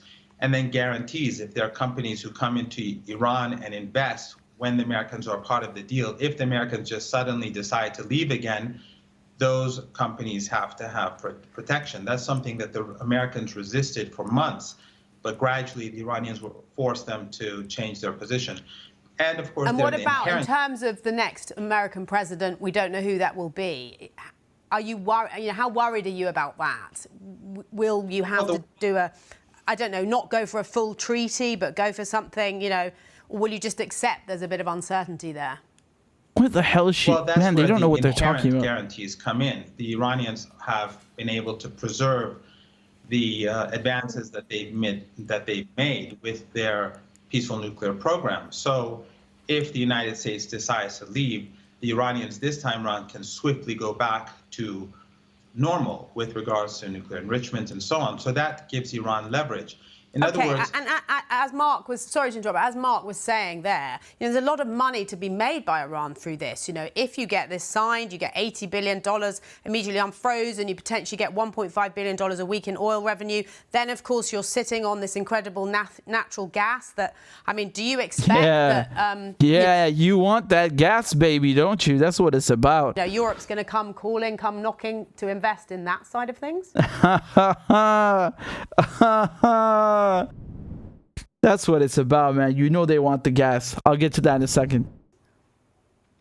Well, already the Russians, the Chinese, and others are moving closer towards Iran. So the more the United States agonizes Iran, or the more the Europeans abide by American demands, or the more they listen to the Israeli regime and their attempts to prevent a deal from taking place, the greater the gap between Iran and Western countries, and that hurts Western consumers. One of the problems is that NATO countries have launched war against Iraq. They've destroyed much of their infrastructure. They've destroyed Syria through a dirty war and their oil production. They've destroyed Libya and their oil production. They've sanctioned Venezuela. I'm just going to interrupt you. I'm sorry, just to say before we go, because we're running out of time, I would, you know, you're an expert in Iranian-US relations. I'd like to ask you quickly about Salman Rushdie. You talked earlier about Iran's sovereign rights, but don't you have certain responsibilities as a good international actor? Should Iran be condemning the attack on Salman Rushdie? When will you do that? Man. Yeah. She mentioned the gas. You starting to understand what this is about? You're starting to see the bigger picture? I'm going to give you a very, very important presentation in a moment, right? I told you I'd save the best for last. But I just want to say, one of you in the comments, who is that, Rupert? Said, I'm British. I feel I should apologize for this woman. I feel exactly the same. Yes, we should apologize. God, that was so. I don't know. She sounded so colonialist, right? Like, where's your line in the sand, right? What do you mean about sovereignty? What do you mean about that? You Iranians, whose oil we used to plunder, and then and she's like, all that gas you're sitting on, like as if Iran is some dragon, you know, sitting on a pile of gas that it just happened to steal or something. Christ, and anyway, regardless, I feel like most people, again, I'm not trying to make this a personal attack on her. I have no clue what her name is even, but I feel like most people covering or talking about this Iran nuclear deal, they have no clue what it is. She's like, oh, you're gonna go for like a half treaty? What? No. Let's be very clear, man. This Iran deal is not a treaty. This is a political understanding between the EU, the UK, Germany, France, China, Russia, Iran, and the United States. And this political understanding comes with pros and cons, right? And one of the cons is that when Biden leaves office, and you have another president who comes in, he can easily just rip it up again. And yes, that's very bad for Iran. And that's why Iran is asking for, I think Professor Merendi put it quite succinctly before, when he said that companies that come and invest in Iran, as they did before in 2015, 2016, they don't want to lose their billions and billions of euros just because, Donald Trump decides to rip up the deal and make it a crime under the U.S. law, which would then affect their headquarters and business in the U.S. to be in Iran. Okay? So that's why there need to be guarantees for those companies. There are many issues here that need to be resolved, right? Because you can't bind this. I mean, Christ, can you imagine getting this to the U.S. Congress? It would never go through. Not Obama, not Biden. You can't get it through with people like Ted Cruz. I mean, who don't know their ass from their elbow. No, forget about it. And the amount of Israeli influence in Congress. My God. I don't even know what to say. It would never happen. So unfortunately, that there are many cons to this. Honestly, guys, please tell me in the comments. I'm really interested. Like, what would you guys do? Because if you sign the Iran nuclear deal, the sanctions are lifted. That means you can sell oil on the global market. Man, you're going to rake in literally millions every day. And there's all this natural gas. Iran is number 2 in terms of proven natural gas reserves. It's Russia and then Iran. And right now, Europe wants that gas. And so you get to sell all of that. You get to make money all of that. And you have sanctions lifted on your people. And this will bring in lots of prosperity and wealth for Iran. And at the same time, however, you have one of the most advanced nuclear programs in the world, extremely, extremely intelligent scientists. You're at 60% uranium. Again, 90% is not too far. And even if you get to 90%, you need to produce enough of it. And then even if you have that, you need to work on the delivery method to make it actually usable, right? Which one do you go with? Because some people would argue that you must have the nuclear deterrent. Look at North Korea. The only reason that there still is a North Korea is because they have those nukes. And the U.S., well, it's not the only reason, but it's one of the biggest reasons that, they have not been completely annihilated. And given the Syria treatment or the Libya treatment, as Professor Merendi, succinctly and accurately pointed to, how the West, they come in and they destroy countries and take the resources. I mean, what do you do? What do you do? Keep in mind, Iran is a country that has been exploited and shat on and plundered by the British and the Americans. That is a fact. That is a fact. And the United Kingdom and the United States ousted their prime minister and put a puppet in place. And they controlled that country for many decades and took all of its resources. So what do you do? What do you do? Do you go for the bomb? Do you go for the 90%? Or do you go with a nuclear deal and hope that you don't get another Trump?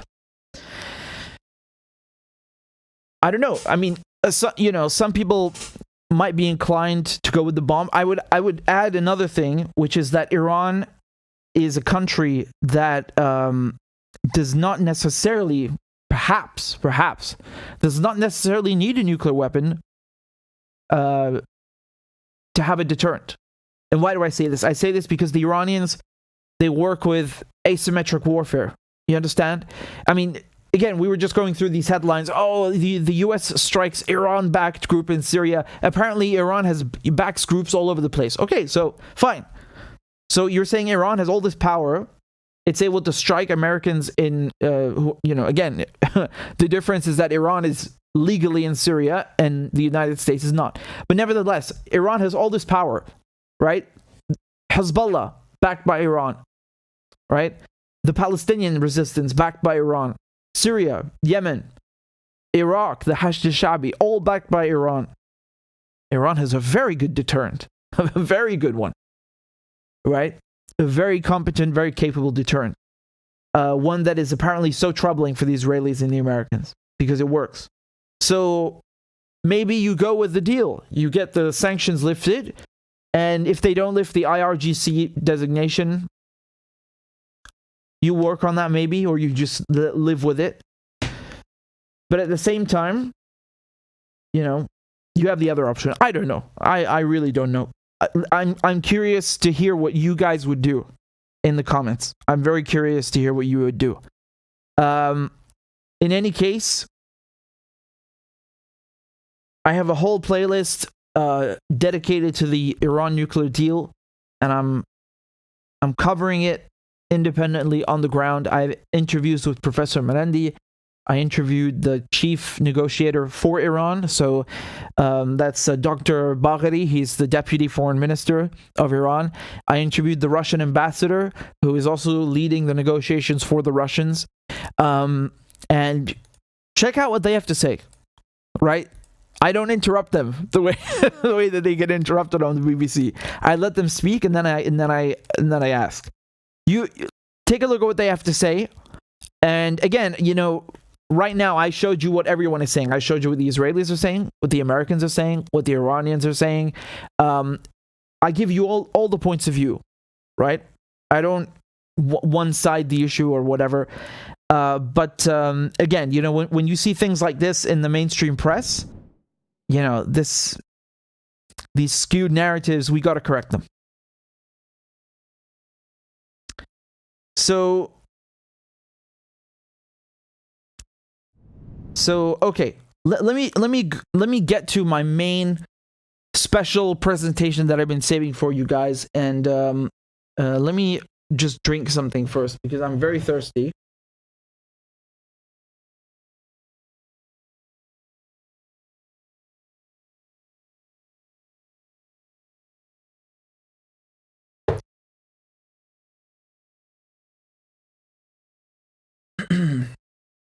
Right.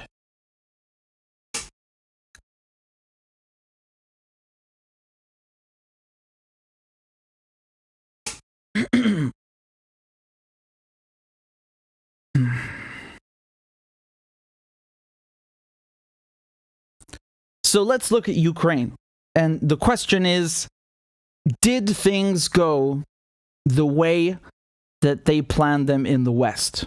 Because the West tried to cripple Russia, right? They thought, okay, we're going to crush the ruble, leave it in tatters. You know, we're going to crush the Russian economy. We're going to isolate them. We're going to destroy them. There's over 5,500 sanctions on Russia. It's the most sanctioned country by the US. And now the ruble is actually stronger than ever, right? It's the strongest it's been in 2 years. And they thought that they're going to make Russia a pariah. They're going to isolate Russia globally. Did that work?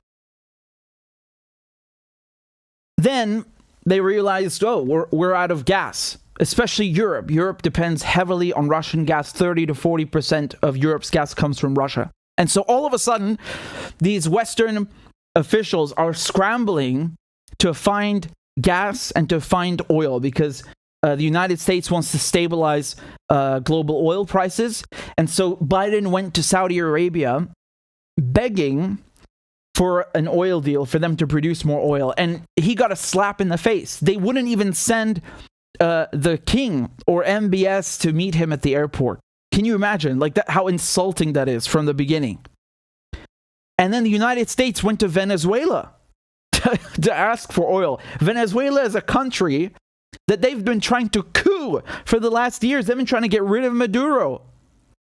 Oh, Maduro the dictator. Now, oh, it's Maduro. Can you spare some oil? Emmanuel Macron, the French president, is in Algeria right now. That's a country that the French occupied for 150 years. They killed millions of Algerians. They tortured them. They massacred them. And now they're begging for gas. The French want natural gas from the ones that they brutalized, from the Algerians. They're in panic mode. They are absolutely in panic mode, and they don't know what to do. And Israel, you know, Israel's trying to put its foot in the door and present itself as a reliable supplier, right? Israel is trying to go and sell gas to try and eat up some of Russia's market share. You have the EU Commissioner, Ursula von der Leyen. She even goes to the Israelis, right? And they hold a press conference and they're shaking hands. And she says that, oh, Israel and the EU are now friends and we're going to partner up, right? And so Israel is trying to grab up all these contracts. And they even sent this enormous ship, right, to the Karish gas fields off the coast of Lebanon to try and extract the gas, right? And simultaneously, like, let's not forget that the Iranians are trying to sign the nuclear deal to get the Americans back into the nuclear deal in Vienna. And the Israelis don't want that, right? The Israelis want to prevent this at all costs, because if the Iran deal is revived, that means there are no more sanctions on Iran, and Iran is free to sell oil, and it's got lots of oil in storage, and Iran is free to sell gas. And right now, Europe needs gas. They need it more than ever. And Iran is the number 2 country in terms of proven natural gas reserves. So basically it's Russia and then it's Iran who have the most gas on earth. And Israel doesn't want that. And, you know, ironically, while Israel is trying to prevent the Iran deal from being signed so they can keep Iran isolated, Iran is the one that prevented Israel from extracting gas. Because when Israel sent this enormous ship to try and take this gas from the Karish gas fields, Iran put its foot down. Hezbollah, which is supported by Iran, sent a very clear message to the Israelis that if you come and take an ounce, you take any gas before Lebanon and Israel have fixed this maritime border dispute, there's going to be a war. We will attack you. We will not hesitate to defend Lebanon's sovereignty and defend our resources. And so, once again, this irony that Israel is trying to delay the Iran nuclear deal from being signed and trying to snatch up all these contracts and, you know, keep Iran out. And Iran ends up delaying Israel from extracting any gas. And so, in the end, the Europeans have no choice. Right now, you're hearing from both sides that the nuclear deal is closer than ever to being signed. Yeah, you know why? Because they need that gas. They need it. And winter is coming soon. And let me tell you something, man. If Europe does not get a stable supply of gas, you're going to have people in the streets. These European officials, these Western officials are very scared because people are sick of paying these outrageous prices at the pump. And when winter comes and people start freezing because there's no gas, there will be riots. There will be riots. So the West has no choice but to sign the Iran deal. And again, anything is possible in politics. Will the Iran deal be signed?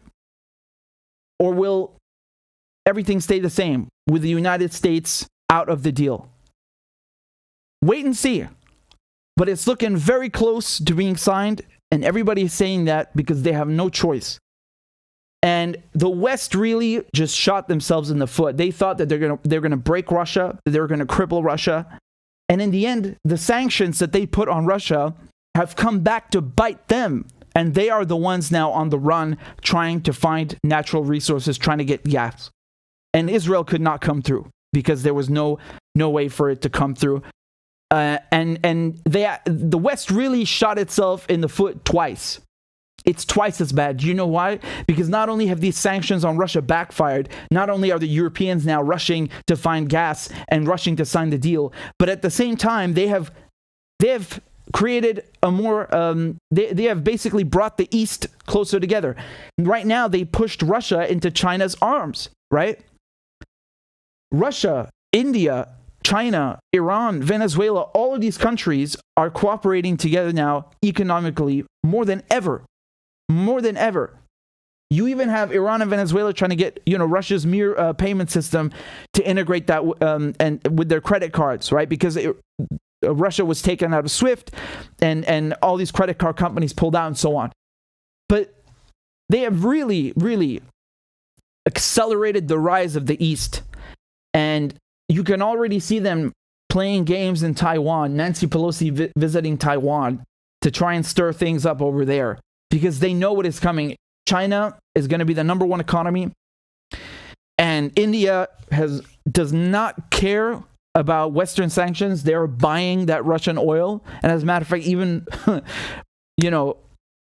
diluting it, mixing it, rebranding it as Indian oil and exporting it, and Russia's still getting paid. The West really, really shot themselves in the foot, and it's twice as bad. It's twice as bad.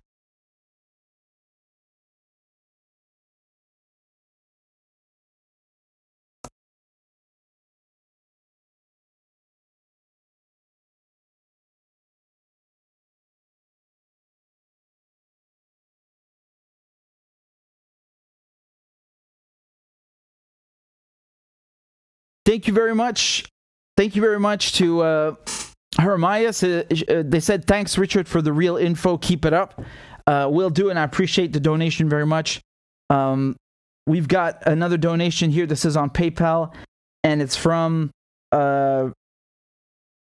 Birand. There's no note, but thank you very much for the generous donation. I appreciate that. You were very kind. And again, I appreciate all of you supporting the show, supporting the channel. You know, these are really interesting times. Honestly, these are really interesting times. It is I told you this from the beginning. It is insane how much the war in Ukraine is influencing the rest of the world. It's absolutely insane.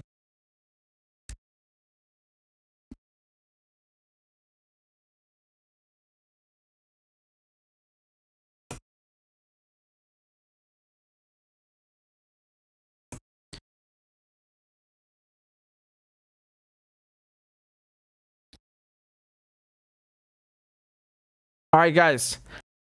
I think that's it for today. And again, thank you so much for supporting the show. If you want to donate on PayPal, please just scan the QR code on the screen. There's also CashApp. And I really appreciate all of you guys signing up on Patreon. We're almost at the goal. We are at 879 members, and we are very, very close to 900. We just need 21 people. There's 1,000 of you watching the stream right now. We just need 21 to join, and I will play a crab dance, of course. And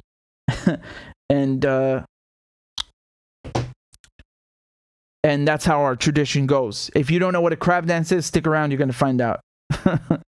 So again, thank you guys very much. You're very kind. And let me go through some of your comments as well. Omar says, "Great podcast today, Richie." Thank you, Omar. You're very kind. Thank you, Riza, as well. And Alo Senwa says, "Happy belated birthday, bro." Well, thank you very much. I appreciate that. Thank you, Black Jock, rather. And Zombie in the Air. There's too many of you to thank. It's really literally too many. Thank you guys very much. And Sejad says, "What do you think would happen if the nuclear deal isn't signed?" That's a very good question. What would happen if the nuclear deal is not signed? Well, I'll tell you what's going to happen, man. Either way, the West, they shot themselves in the foot with, with Russia, with Ukraine, all these sanctions backfiring. If they don't sign that nuclear deal, I have no clue where they're going to get this gas from, because the idea that you can replace Russian gas with, liquefied natural gas from Qatar or from the United States. I mean, dude, Europe has literally no LNG terminals. Okay, I mean, it's not zero, but the amount of LNG terminals are simply not enough. Germany, for example, has 0. Come on, man. How on earth are you going to power Europe's economy without this? These reserves that these countries have don't last forever. Some countries have little to nothing. Let me give you an example with Austria. Austria gets 80% of its gas from Russia. I can tell you one thing: the Austrians they did none of this bravado, huffing and puffing with the Russians. the Russians said, you buy the gas in rubles, and they said, okay. Because that's it. When your country gets 80% of the gas from Russia, that's it. There's nothing you can do. I know we talked about Poland. We studied the case of Poland, but that was different because Poland has many alternatives and so on. But again, every country is based on its geography, and its neighbors is different. There are new pipelines being built that would help Poland and so on. I did a whole video on that, but I just want to say, generally speaking, that the Europeans are really going to get screwed. It's not about just winter is coming. Yeah, people are going to freeze, but their economy also is going to suffer greatly, and that will impact the United States. And you have a domino effect. And on the flip side, so, what is going to happen to Iran? Well, Iran, honestly, I mean, like, no one is saying sanctions are nothing, or sanctions did nothing to Iran. No, they did a lot to Iran. A lot of people suffer from sanctions. But, compared to other countries, Iran has done, Iran has exceeded and progressed in its nuclear program, in its defense, in its defense research and development, so the ballistic and missile programs, or just, let's say, the defense sector in general, nanotechnology. There are so many things where, Iran, for example, developed its own vaccine. Cuba did also, by the way. So Iran is able to, stay on its feet, but just because you can stay on your feet when you're sanctioned, it doesn't mean that sanctions are light or that they don't hurt people. I want to be very clear. This is really important. It's it's no different from bombs. It's the same destruction. You're still killing people, you're hurting people, you're making their lives difficult and making their lives hell. It's war. And I just wanted to say that for Iran, being able to not only stand on its feet and withstand the sanctions, but also support other countries, support and help Syria, support Yemen, support Lebanon, support Palestine, support Iraq. Iran, it's incredible, honestly. And that's why they're afraid of Iran, because it's not about nuclear weapons, it's about isolating it and, basically clipping its wings.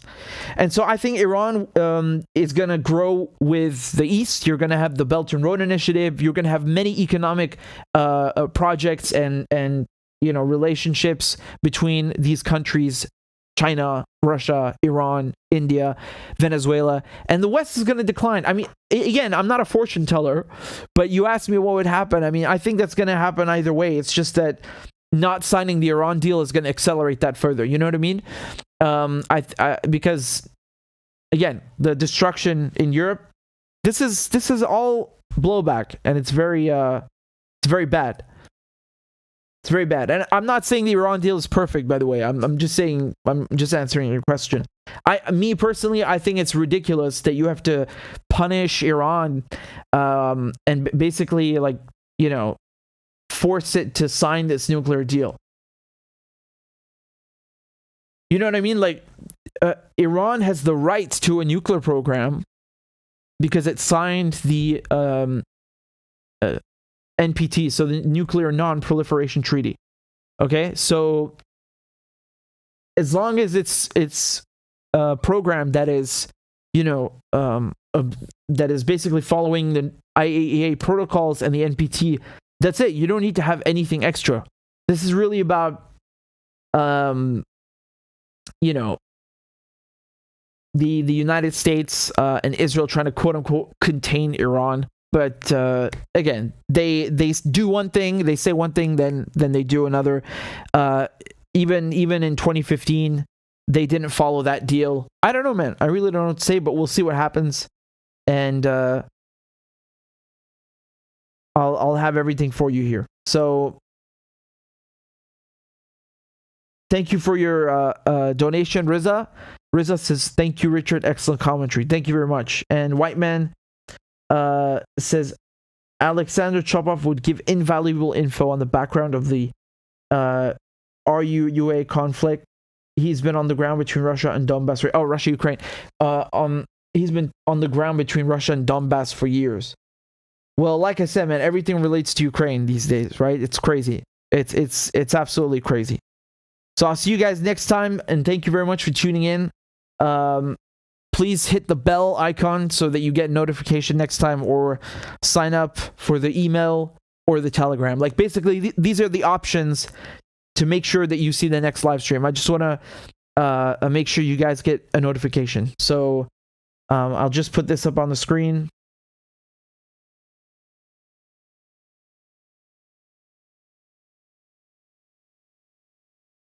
Oh, there. I see Claudia's already put the links. Okay, so there you go. Thank you very much, guys. Take care. Ma'asalame. Bye-bye. I am once again asking for your financial support. A is for all men and women created by go. You know the thing. B is for I'm beginning to see why your wife left you.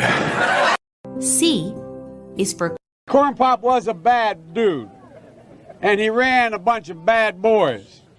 D is for Don't worry, I'm so serious. Children, I love to hear them.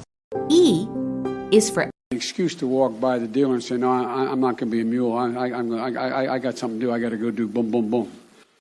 F is for Time friend, and she's a friend. She's been my friend in and out of public life. G is for Go to Joe 30330. H is for Hairy legs that turn blonde in the sun, and the kids used to come up and reach in the pool and rub my leg down. I is for I'm a Democratic candidate for the United States Senate. J is for Just look at the record. I have President Biden, Vice President Biden. Well, I tell you what, if you look at my record and you still doubt about my commitment, then you should vote for somebody else. K is for Kids jumping on my lap, and I've loved kids jumping on my lap. L is for The lion, dog, face, pony soldier. M is for Make sure the television, make sure you have the record player on at night, the phone. Make sure the kids hear work. N is for NATO. O is for The only African American woman that's ever been elected to the United States Senate. P is for Poor kids are just as bright and just as talented as white kids. R is for Rest her soul, and although she's your mom's still alive. S is for Send a text to the word united. T is for Truth over facts. U is for Union workers, the UAW took incredible cuts in their future. V is for I'll vote for somebody else. All right, thanks so much. W is for Wait, you're getting nervous, man. Just calm down. It's okay. X is for Xi Jinping. Y is for And you ain't black. I am once again asking for your financial support. A is for All men and women created by go. You know the thing. B is for I'm beginning to see why your wife left you. C is for Corn Pop was a bad dude, and he ran a bunch of bad boys. D is for Don't worry, I'm so serious. Children, I love to hear them. E is for An excuse to walk by the dealer and say, no, I'm not going to be a mule. I got something to do. I got to go do boom, boom, boom. F is for Time friend, and she's a friend. She's been my friend in and out of public life. G is for Go to Joe 30330. H is for Hairy legs that turn blonde in the sun, and the kids